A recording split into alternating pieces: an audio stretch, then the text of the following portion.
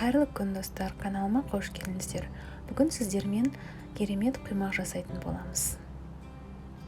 Алдымен жұмыртқамен қантымызды венчикпен араластырып аламыз.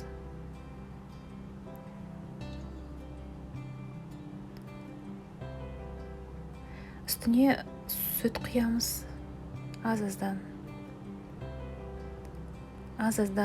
ұн саламыз.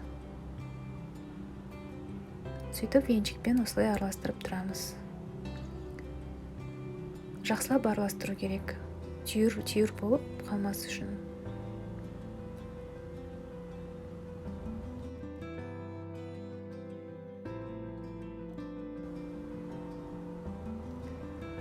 Енді үстіне сұйық май мен қайнаған суды құямыз. Және тағы араластырамыз жақсылап.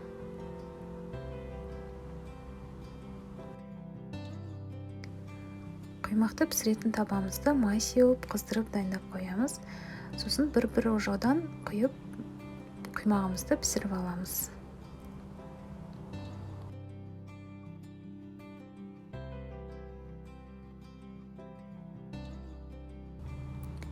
Құймақтарыңыз өте дәмді, ажурный болып пісіп шығады. Пісіріп көрсеңіздер, өкінбейсіздер.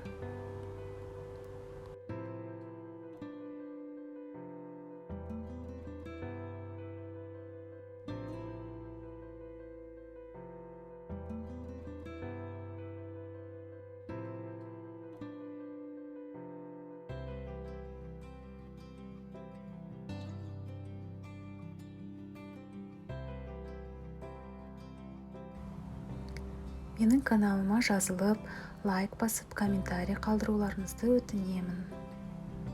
Алда да керемет рецепттермен бөлісіп тұрамын.